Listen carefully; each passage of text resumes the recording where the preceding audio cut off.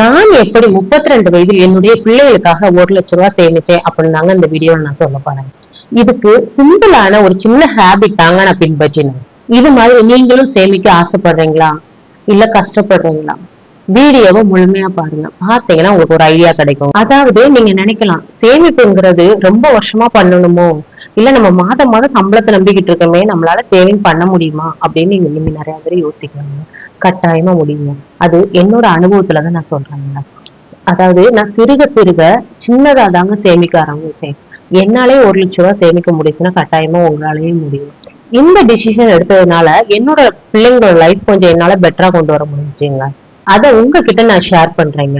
உங்களுக்கு அது பயனுள்ளதா இருந்துச்சு அப்படின்னா வீடியோவுக்கு ஒரு லைக் பண்ணுங்க.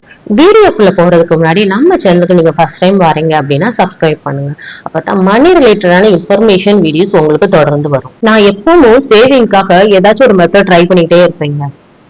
நிறைய பேர் சொல்லுவாங்க பணம் தான் வாழ்க்கையா, பணம் தான் முக்கியமா அப்படின்னு சொல்லுவாங்க. அது யார் சொல்லுவாங்கன்னு பார்த்தா பணத்தை சம்பாதிக்க தெரியாதவங்கன்னு சொல்லுவாங்க. இப்போ சினிமாலயா இருக்கட்டும், நாடகத்திலயா இருக்கட்டும், பணம் என்னடா வாழ்க்கை அப்படின்னு பேசுவாங்க, சமத்துவம் பேசுவாங்க. ஆனா அவங்க ஒரு படத்தை நீங்க ஃப்ரீயா பண்ணி கொடுங்க அப்படின்னு சொல்றோம் அப்படின்னா பண்ணி கொடுக்க மாட்டாங்க. பல கோடிகள் வாங்கிட்டு தான் பண்ணி கொடுப்போம். சினிமாவா இருக்கட்டும், சீரியலா இருக்கட்டும், பணத்தை பத்தின ஒரு எழுச்சி அவங்க பரப்புறாங்க. ஆனா அது உண்மை கிடையாதுங்க. பணங்கிறது நம்மளுக்கு வேணும். நம்மளோட பொருளாதார வளர்ச்சிக்கு நம்மளுக்கு பணம் வேணும். நம்மளோட பிள்ளைங்களோட படிப்புக்கு நம்மளுக்கு பணம் வேணும். நம்முடைய பெற்றோரின் ஆரோக்கியத்திற்கு பணம் வேணும். நம்ம ரிட்டையர்ட் ஆயிட்டோம் அப்படின்னா பென்ஷன்ங்கிற ஒரு பணம் வேணும்.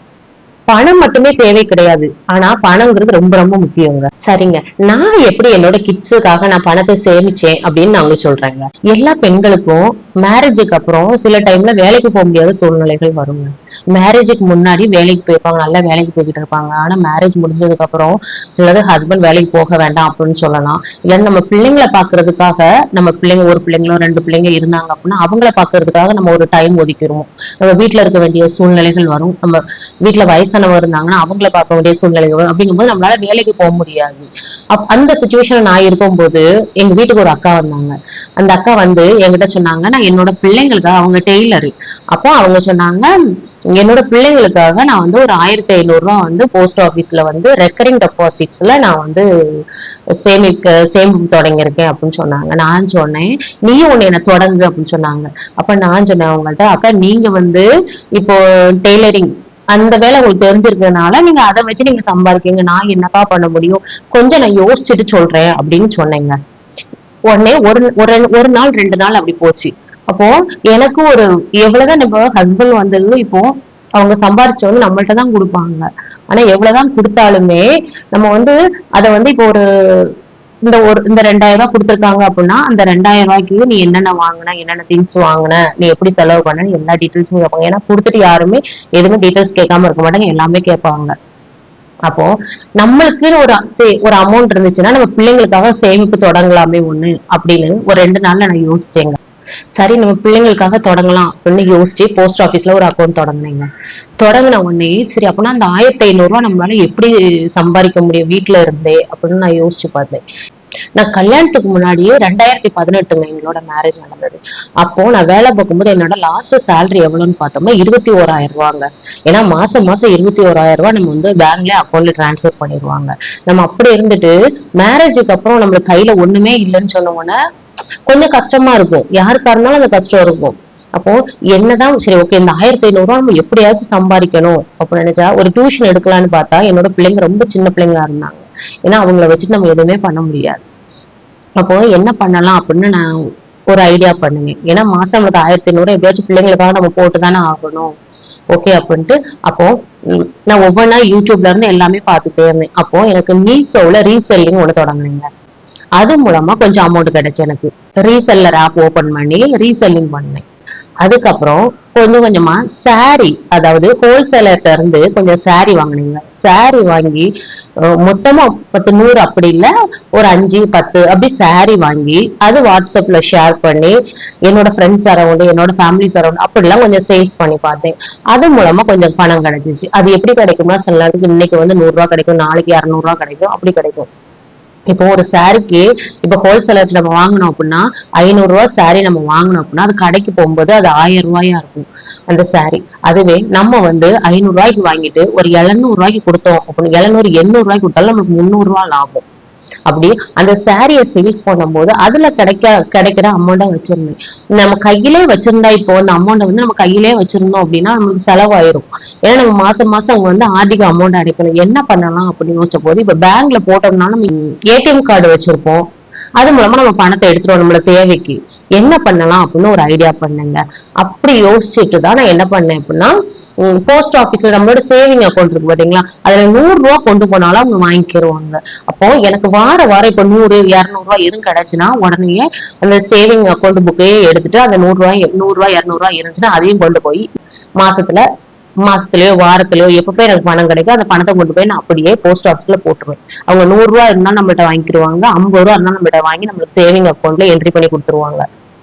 அப்படித்தான் நான் வந்து கொஞ்சம் கொஞ்சமா அக்கௌண்ட்ல அந்த பணத்தை சேர்த்து லாஸ்ட் அந்த பணத்தை எடுத்து மொத்தமா ஆர்டிக்கு அடைச்சு விடுவேன். இப்படித்தாங்க நான் பணம் சேமிக்க ஆரம்பிச்சேன். அப்படித்தாங்க எனக்கு 5 வருஷத்துல மெச்சூரிட்டி பீரியட்ல எனக்கு 1,00,000 ரூபாய் கிடைச்சிச்சு. அந்த 1,00,000 ரூபாய் வாங்கும் போது ரொம்ப சந்தோஷப்பட்டேன். ஏன்னா நம்ம வீட்டுல இருந்து அந்த பைசா சின்ன சின்னதா சேமிச்சு அந்த பைசா 5 வருஷம் கழிச்சு அந்த கிடைக்கும் போது அதுல கிடைக்கிற சந்தோஷம் வேற எதுலயுமே கிடைக்கும். நம்ம மாத தவணை ஆதியில பார்த்தோம் அப்படின்னா 500 ரூபாயில நம்மளால தொடங்க முடியும். 500 ரூபாயில இருந்து நம்ம அன்லிமிட்டட் எவ்வளவு நாள் நம்மளால போட முடியும். அதோட கால அளவு பார்த்தோம்னா 5 வருடங்கள், அதாவது 60 மாதங்கள். நம்ம அதாவது 2024-25 வட்டி விகிதம் பார்த்தோம் அப்படின்னா 6.7%. இப்ப உங்களுக்கு லோன் தேவைப்பட்டுச்சு அப்படின்னா உங்களோட அமௌண்ட்ல இருந்து 50% வந்து உங்களுக்கு லோன் கொடுப்பாங்க. அதோட வட்டி பார்த்தோம்னா 8.7%. மேக்சிமம் நம்ம லோன் எடுக்காம இருக்கிறது தாங்க ஒரு வகையில் நல்லது. நம்ம கொஞ்சம் கொஞ்சமா சேமிச்சோம் அப்படின்னா அந்த மெச்சூரிட்டி பீரியட்ல நம்ம அவங்க சொன்ன வட்டி நம்மளுக்கு கிடைக்கும். இந்த லோனை எடுத்துட்டு நம்ம சம்டைம் நம்ம அடைக்காம விட்டுட்டோம் அப்படின்னா நம்ம மெச்சூரிட்டி பீரியட்ல அந்த லோன் பணம் எல்லாமே சேர்த்து எடுத்துட்டு தாங்க பேலன்ஸ் தருவாங்க. அதனால நீங்க மேக்சிமம் லோன் அமௌண்ட்ல எடுக்காம இருக்கிறது ரொம்ப ரொம்ப பெனிஃபிட்டா இருக்கும் உங்களுக்கு. இப்போ ஆதி தொடங்கணும்னா உங்களுக்கு போஸ்ட் ஆபீஸ்ல எஸ்பி அக்கௌண்ட் இருக்கணுங்க. அந்த அக்கௌண்ட் வேணும் அப்படின்னா உங்களுக்கு ஆதார் கார்டு போட்டோ, உங்களோட போட்டோ 2, பேன் கார்டு, இது எல்லாத்தோட ஜெராக்ஸ் எடுத்துட்டு போனீங்க அப்படின்னா நீங்க அக்கௌண்ட் ஓபன் பண்ணலாங்க. ஓபன் பண்ணிட்டு உங்களுக்கு தேவையான கையில கிடைக்கிற அமௌண்ட் அது மூலமா சேவிங் பண்ணலாங்க. உங்களால ரெக்கரிங் டெபாசிட் வந்து கன்டினியூ பண்ண முடியலனாலும் உங்களால சேவிங் அக்கௌண்ட வந்து நீங்க கன்டினியூ பண்ணலாங்க. சேவிங் அக்கௌண்ட் உங்களால கையில கிடைக்கிறது எப்பப்போ உங்களுக்கு பணம் கிடைக்கிறோம். இப்ப நம்ம ஊருக்குள்ள இருந்துச்சு அப்படின்னா நம்ம கையில கிடைக்கிற பணத்தை வந்து நம்ம வீட்டுல வச்சிருந்தோம் அப்படின்னா செலவாகும். சில டைம்ல அந்த பணம் 100 ரூபாய் 200 ரூபாய் 300 ரூபாய் கையில இருந்தாலும் வாரம் வாரம் நம்ம அந்த பணத்தை சேமிப்பு பழக்கத்தை நம்மளுக்கு வந்து உதாரணத்துக்கு நீங்க ரெக்கரிங் டெபாசிட் வந்து போஸ்ட் ஆபீஸ்ல தொடங்கும் போது ஒரு 500 ரூபாய் நீங்க மாத தவணையாக கட்டணும்னு வச்சுக்கோங்க. அதுல 6.7%, அதாவது இப்ப உள்ள வட்டி விகிதம் 5 வருடங்கள் நம்ம கால்குலேட் பண்ணணும். அப்படி நம்ம அடைச்சிருக்க அமௌண்ட் பார்த்தோம்னா 30,000 ரூபாய் அடைச்சிருப்போங்க. 5,681 ரூபாய் வட்டி, அதாவது 35,681 ரூபாய் நம்மளுக்கு வந்து மெச்சூரிட்டி பீரியட்ல கிடைக்குங்க அமௌண்ட். ஒரு 2,000 ரூபாய் நம்ம மாதம் ஆதி போடுறோம் அப்படின்னு வச்சுக்கோங்க. அதாவது 6.7% இன்ட்ரெஸ்ட் கொடுப்பாங்க. அதாவது 5 வருடங்கள் 60 மாதங்கள் நம்ம டோட்டலா 1,20,000 ரூபாய் நம்ம அமௌண்ட் அடைச்சிருக்கோங்க. அதுல இன்ட்ரெஸ்ட் எவ்வளவு நம்மளுக்கு கிடைக்கும்னா 22,732 ரூபாய் நம்மளுக்கு கிடைக்கும் இன்ட்ரெஸ்ட். நம்மளுக்கு டோட்டல் மெச்சூரிட்டி எவ்வளவு கிடைக்கும்னு பார்த்தோம்னா 1,42,732 ரூபாய் கிடைக்கும். 1000 ரூபாய் நீங்க ஆதியில போட போறீங்க அப்படின்னா உங்களால மாசம் 1000 ரூபாய் உங்களால எடுக்க முடியல அப்படின்னா, உங்களால சேமிக்க முடியல அப்படின்னா உங்க கையில இப்போ 100 ரூபாய் 200 ரூபாய் எது இருந்துச்சு அப்படின்னா உங்களோட சேமிப்பு அக்கௌண்ட்ல போய் நீங்க பணத்தை போட்டு புக்ல என்ட்ரி பண்ணி வாங்கிக்கோங்க. வாங்கிக்கிட்டு மாசம் ஆதி அடைக்கிற அந்த டேட் வரும்போது அதுல உள்ள பணத்தை எடுத்து நீங்க சுலபமா அடைக்கலாங்க. அதாவது இப்போ ஒரு தென்னங்கன்று நம்ம ஒரு இளநீர் குடிக்க போறோம் அப்படின்னா அந்த தென்னங்கன்று நம்ம வச்சு அதுக்கு தண்ணி ஊத்தி அது நல்லா வளர்த்தாதான் அதுக்குள்ள பலன் வந்து நம்மளால அடைய முடியும். அதுல இருந்து நம்ம தேங்காய் பறிக்க முடியும். நம்ம தென்னங்கன்று வச்ச உடனே அதுல இருந்து தேங்காய் பறிக்க முடியும் அப்படின்னா முடியாது கட்டாயமா. அப்படிங்கும் போது பணங்கிறது நம்ம கொஞ்சம் கொஞ்சமா சேமிக்க தொடங்கினா மட்டும்தாங்க அதாவது நம்மளால பணம் உண்டாக்க முடியும். நிறைய பேர் சொல்லுவோம் என்னால சின்ன அமௌண்ட் கூட என்னால மாதம் வந்து எடுக்க முடியல, என்னால சேமிப்பு பண்ண முடியல அப்படின்னு. எல்லாராலையும் சேமிக்க முடியுங்க. அதுக்குள்ள வழிதான் நம்ம கண்டுபிடிக்காம இருக்கோம். அதை நம்ம கண்டுபிடிச்சோம் அப்படின்னா, அதை மட்டும் நம்ம கரெக்டா கண்டுபிடிச்சிட்டோம் அப்படின்னா நம்ம எவ்வளவு நாளும் சேமிக்க முடியுங்க. நம்ம சேமிக்கணும் அப்படின்னா நம்மளுக்கு பணம் தேவை. அந்த பணம் வேணும் அப்படின்னா நம்ம வீட்டுல இருந்தாலும் ஏதாவது நம்ம ஒரு வேலை பண்ணிக்கிட்டு இருக்கணுங்க. ஏதாச்சும் ஒரு தொழில் நம்ம பண்ணிக்கிட்டு இருக்கணும். அந்த தொழில் பத்திய டீடைல்ஸா பேசி ஒரு வீடியோ போட்டிருக்கீங்க. அந்த வீடியோவோட லிங்க் நம்மளோட ஃபர்ஸ்ட் கமெண்ட்ல இருக்குங்க. மறக்காம கிளிக் பண்ணி பாருங்க.